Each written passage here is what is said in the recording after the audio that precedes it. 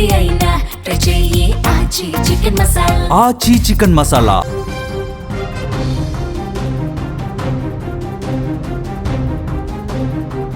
మున్సిపాలిటీలు అలాగే కార్పొరేషన్ల ఎన్నికకు సంబంధించిన కౌంటింగ్ ప్రక్రియ వేగంగా జరుగుతోంది. రాష్ట్ర వ్యాప్తంగా కాంగ్రెస్, బీఆర్ఎస్, బీజేపీ హోరాహోరీగా తలపడినటువంటి ఎన్నికలకు సంబంధించి ఇప్పుడిప్పుడే రిజల్ట్స్ వస్తూ ఉన్నాయి. మున్సిపాలిటీల వార్డులకు సంబంధించి మెజారిటీ స్థానాలు కాంగ్రెస్ పార్టీ కైవసం చేసుకునే దిశగా ముందుకు పోతోంది. రెండో స్థానంలో బీఆర్ఎస్ ఉంది. ఇక కార్పొరేషన్లలో కరీంనగర్ కావచ్చు, నిజామాబాద్ కావచ్చు, ఈ ఉత్తర తెలంగాణలో ఇలాంటి కీలకమైనటువంటి కార్పొరేషన్స్ని బీజేపీ కైవసం చేసుకుంటుందని ఒక అంచనా ఉన్నటువంటి నేపథ్యంలో ఇప్పుడు ఈ కౌంటింగ్ ప్రక్రియ ఈ జరుగుతున్న కొద్దీ ఉత్కంఠ అనేది పెరుగుతోంది. సో మొత్తం మున్సిపాలిటీల్లో అత్యధిక వార్డులు కాంగ్రెస్ కైవసం చేసుకుంటున్నటువంటి పరిస్థితి కనిపిస్తే ఇప్పటికే కొన్నింటి ఫలితాలు కూడా వచ్చినాయి. అక్కడక్కడ స్వతంత్ర అభ్యర్థులు కూడా గెలుపొందుతున్నటువంటి సమాచారం వస్తుంది. అసలు కార్పొరేషన్స్ పరిస్థితి ఏ విధంగా ఉంది? నిజంగా బీజేపీ హోప్స్ పెట్టుకున్నట్టుగా కరీంనగర్, నిజామాబాద్లో ఆ సిచ్యువేషన్ ఉందా?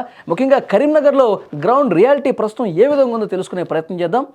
మా బ్యూరో చీఫ్ విజయ్ లైవ్లో కరీంనగర్ నుంచి సిద్ధంగా ఉన్నారు. విజయ్తో మాట్లాడదాం. ఎస్ విజయ్, కరీంనగర్లో ఏంటి ప్రస్తుత పరిస్థితి?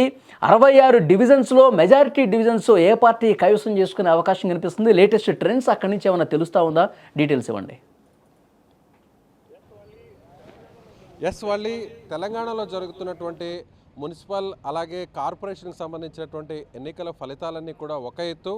ప్రస్తుతం కరీంనగర్లో జరుగుతున్నటువంటి ఈ ఎన్నికల ఫలితం చాలా కీలకమనే చెప్పాలి. ఎందుకంటే తెలంగాణ భవిష్యత్తు రాజకీయాలన్నీ కూడా ఇక్కడ నుంచి, అంటే ఈ కౌంటింగ్ సెంటర్లో రాబోతున్నటువంటి ఫలితం అనేది కూడా దిశానిర్దేశం చేయబోతుంది అనేది కూడా చాలా స్పష్టంగా చెప్పవచ్చు. ఎందుకంటే 3 పార్టీలు, అధికారంలో ఉన్నటువంటి కాంగ్రెస్ పార్టీ, అదేవిధంగా కేంద్రంలో అధికారంలో ఉన్నటువంటి బీజేపీ, అదేవిధంగా ఈ కరీంనగర్ మున్సిపల్ కార్పొరేషన్ నుంచి ప్రాతినిధ్యం వహిస్తూ స్థానిక ఎంపీగా ఉండి ప్రస్తుతం కేంద్ర మంత్రిగా ఉన్నటువంటి బండి సంజయ్ సొంత పార్లమెంటు నియోజకవర్గం, సొంత నగరం కూడా కరీంనగర్.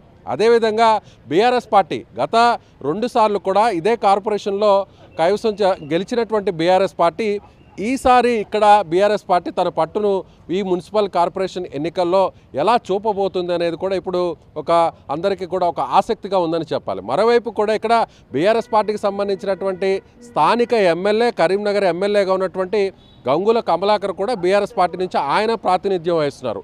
ఓవైపు ఎంపీ ఇక్కడ కరీంనగర్ స్థానం నుంచి ఆయన లోకల్ ఎంపీగా ఉన్నారు Bandi Sanjay, BRS party local ఎమ్మెల్యేగా గంగుల కమలాకర్ ఉన్నారు.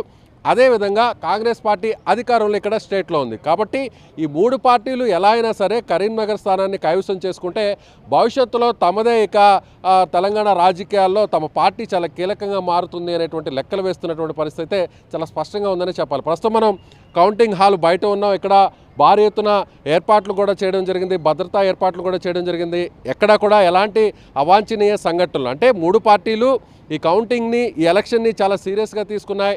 బీజేపీ కావచ్చు, అదేవిధంగా కాంగ్రెస్ కావచ్చు, అదేవిధంగా బీఆర్ఎస్.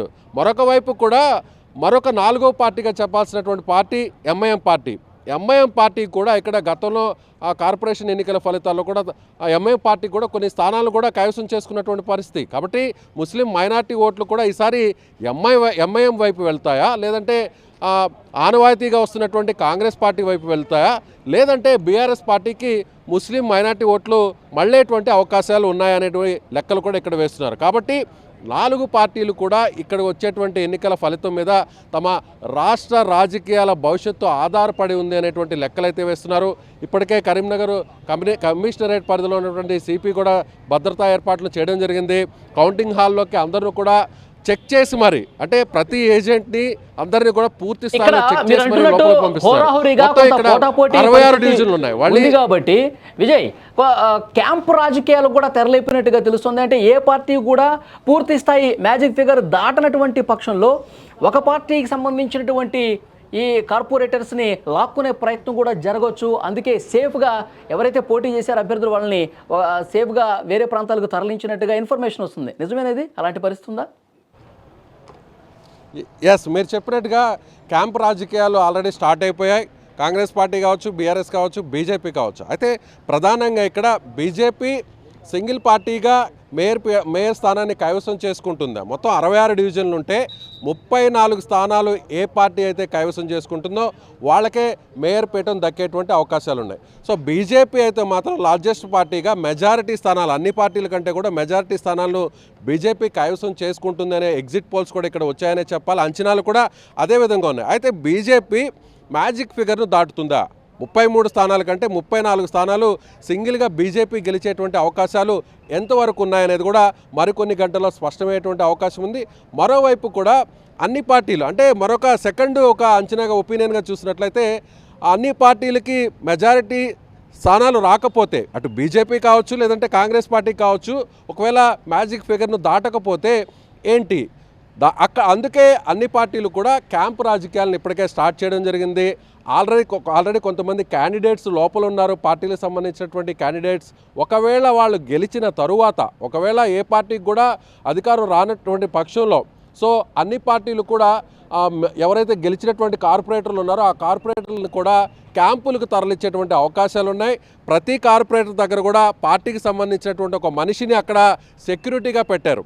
సో అక్కడ ఏజెంట్గా ఎవరైతే ఉంటారో, చీఫ్ ఏజెంట్ కానీ లేదంటే అక్కడ లోపల ఉన్నటువంటి ఏజెంట్స్ ఎవరైతే ఉంటారో ఆ ఏజెంట్స్ ఎప్పటికప్పుడు కూడా క్యాండిడేట్స్ని మానిటరింగ్ చేస్తూ, క్యాండిడేట్ని అబ్జర్వ్ చేస్తూ, ఒకవేళ గెలిచిన తర్వాత క్యాండిడేట్ వేరే క్యాంపు వైపు వెళ్లకుండా, వేరే పార్టీ ఆకర్షించి తమ వైపు లాక్కునేటువంటి ప్రయత్నం చేయకుండా గట్టిగా అన్ని రకాల ఏర్పాట్లు చేశారనే చెప్పాలి. సో ఇప్పటికే అటు కాంగ్రెస్ కావచ్చు, బీజేపీ కావచ్చు, అదేవిధంగా బీఆర్ఎస్ పార్టీ కూడా క్యాంపు రాజకీయాలను స్టార్ట్ చేశారు. 2 రోజులు మేయర్ ఎన్నిక జరిగేటువంటి అవకాశం ఉంది కాబట్టి 2 రోజుల తర్వాత ఈ 2 రోజుల పాటు గెలిచినటువంటి అభ్యర్థులు ఎవరైతే కార్పొరేటర్లు ఉన్నారో కార్పొరేటర్ని స్థానికంగా కాకుండా అటు హైదరాబాద్ కానీ లేదంటే వేరే నగరానికి తరలించేటువంటి అవకాశం ఉంది. అక్కడ క్యాంపులో ఉంచిన తర్వాత వాళ్ళందరినీ కూడా నేరుగా కార్పొరేషన్లో జరిగేటువంటి మేయర్ ఎన్నికకు తీసుకొచ్చేటువంటి అవకాశం ఉందని కూడా చెప్పవచ్చు. తర్వాత అయోధ్యకు కూడా తరలించే ఏర్పాట్లు జరుగుతున్నాయని చెప్పి,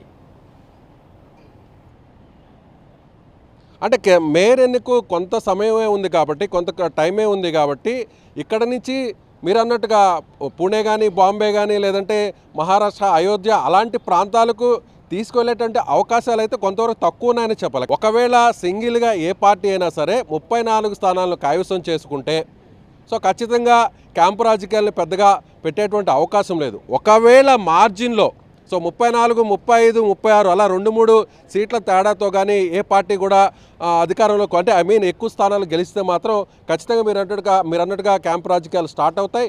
100% కరీంనగర్ మున్సిపల్ కార్పొరేషన్లో క్యాంపు రాజకీయాలు ఉండబోతున్నాయి. దానికి సంబంధించినటువంటి ఏర్పాట్లు కూడా పూర్తి చేసుకున్నారు. కానీ ఇక్కడ ఏ పార్టీ అయితే ఎక్కువ స్థానాలు గెలుస్తుందో ఆ పార్టీకి రాబోయేటువంటి తెలంగాణ రాజకీయాల్లో ఒక మంచి భవిష్యత్తు ఉంటుందనేటువంటి అంచనా అయితే రాజకీయ విశ్లేషకులు వేస్తున్నారు. 3 పార్టీలకు కరీంనగర్ కార్పొరేషన్లో జరుగుతున్నటువంటి ఈ ఎన్నికల ఫలితం భవిష్యత్తును డిసైడ్ చేయబోతుంది. బీఆర్ఎస్ పార్టీ తిరిగి పుంజుకుంటుందా, బీఆర్ఎస్ పార్టీ ఎన్ని స్థానాలను ఇక్కడ కైవసం చేసుకుంటుంది, అదేవిధంగా కాంగ్రెస్ పార్టీ మేయర్ స్థానాన్ని ఖచ్చితంగా కైవసం చేసుకోవడానికి అన్ని రకాల ఏర్పాట్లు చేస్తుంది. ఎందుకంటే బీజేపీ ఉంది, బీఆర్ఎస్ ఉంది, ఎంఐఎం ఉంది, అధికారంలో కాంగ్రెస్ ఉంది. కాబట్టి కాంగ్రెస్ పార్టీ కూడా ఖచ్చితంగా ఈ స్థానాన్ని కైవసం చేసుకోవాలని అన్ని రకాల ఏర్పాట్లు చేస్తుంది. కానీ ఖచ్చితంగా బీజేపీ, బండి సంజయ్ చాలా సీరియస్గా ఎన్నికను తీసుకోవడం, బీజేపీ క్యాడర్, బీజేపీ నాయకత్వం, అధినాయకత్వం అంతా కూడా కరీంనగర్ మున్సిపల్ కార్పొరేషన్ ఎన్నిక మీదనే చాలా పెద్ద ఎత్తున కాన్సన్ట్రేషన్ చేయడంతో బండి సంజయ్ ఖచ్చితంగా ఈ మేయర్ స్థానాన్ని బీజేపీ జెండా ఎగరవేసేలాగా ఆయన అన్ని రకాల వ్యూహరచన చేశారు. అందుకు తగ్గ ఏర్పాట్లు చేశారు. క్యాడర్ కూడా చాలా పూర్తి స్థాయిలో ఎన్నిక కోసం కష్టపడింది, పనిచేసింది. కరీంనగర్లో బండి సంజయ్ తన ఎంపీగా గెలవడానికి కోసం ఎంత క్యాడర్ కష్టపడిందో అదే స్థాయిలో మున్సిపల్ కార్పొరేషన్ కూడా కైవసం చేసుకోవడానికి బీజేపీ నాయకత్వం ఇక్కడ చాలా క్రింది స్థాయి నుంచి పై స్థాయి వరకు కూడా పనిచేసిందనే చెప్పాలి. వాళ్ళు చూద్దాం విజయ్ ఏం జరగబోతుందో. మరికొద్ది సేపట్లో ఆ పూర్తి స్థాయి ఫలితం కూడా రాబోతుంది. మీరు అంటున్నట్టు బండి సంజయ్ చాలా ప్రతిష్టాత్మకంగా తీసుకున్నారు. ఎందుకంటే తాను ఎంపీగా ఉన్నారు కాబట్టి ఎట్టి పరిస్థితుల్లో కరీంనగర్ కార్పొరేషన్ని గెలిపించాలని చెప్పి ఆయన అంతే విధంగా కష్టపడ్డారు. మొత్తం అన్ని డివిజన్స్లో కూడా ఆయన తిరిగి ప్రచారం చేసినటువంటి పరిస్థితి ఉంది. మరోవైపు క్యాంప్ రాజకీయాలు కూడా జరుగుతున్నాయి మీరు చెప్తున్నట్టుగా. సో ఏది ఏమైనప్పటికీ కూడా ఇంకొక 2 గంటల్లో ఫలితం వచ్చేస్తుంది కాబట్టి ఫలితం వచ్చిన తర్వాత మళ్ళీ ఒకసారి మనం మాట్లాడే ప్రయత్నం చేద్దాం. Thank you very much Vijay. అది కరీంనగర్తో పాటు ఇక రాష్ట్ర వ్యాప్తంగా అన్ని మున్సిపాలిటీలు అలాగే కార్పొరేషన్స్లో కౌంటింగ్ ప్రక్రియ అయితే చాలా వేగంగా జరుగుతుంది. మెజారిటీ వార్డుల్లో అధికార కాంగ్రెస్ తన హవా చూపిస్తోంది. ఇంకొన్ని చోట్ల బీఆర్ఎస్, కొద్ది చోట్ల బీజేపీ అభ్యర్థులు విజయం సాధిస్తూ వస్తున్నారు. ముఖ్యంగా కార్పొరేషన్స్లో అయితే నిజామాబాద్, కరీంనగర్లో బీజేపీకి కొంత ఎడ్జ్ ఉంటుందని చెప్పి ఎగ్జిట్ పోల్స్ అంచనాలు ఏవైతే ఉన్నాయో సో అది నిజమవుతాయా లేదన్నది కూడా మరి కాసేపట్లో తెలిసే అవకాశం ఉంది.